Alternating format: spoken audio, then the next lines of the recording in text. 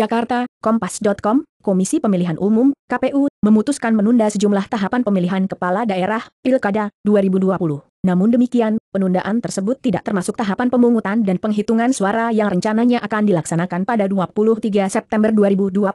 Kita belum bicara penundaan waktu penghitungan dan pemungutan suara, kata Komisioner KPU Firian Aziz kepada Kompas.com, Minggu, 223/2020. Adapun langkah penundaan sejumlah tahapan pilkada diambil menyusul perkembangan penyebaran virus corona yang kini telah ditetapkan sebagai bencana nasional oleh pemerintah Indonesia. Bakal juga, KPU resmi terbitkan SK penundaan tahapan pilkada, ini rinciannya. Menurut Firian, belum adanya rencana penundaan pemungutan dan penghitungan suara karena pihaknya masih melihat perkembangan wabah corona, sangat bergantung pada kondisi COVID-19, ujar dia. Firian mengatakan, ketentuan mengenai hari pemungutan dan penghitungan suara telah diatur dalam pasal 201 ayat 6, Undang-Undang Nomor 10 Tahun 2016. Untuk itu, seandainya tahapan tersebut akan ditunda atau diubah, harus ada revisi undang-undang yang mengaturnya, bisa revisi undang-undang atau penerbitan Perpu, peraturan pemerintah pengganti undang-undang, kata dia. Firian melanjutkan, jika revisi UU ditempuh, prosesnya berada di tangan DPR. Sementara itu, proses penerbitan Perpu menjadi kewenangan Presiden. Bakal juga, ini 3 tahapan Pilkada 2020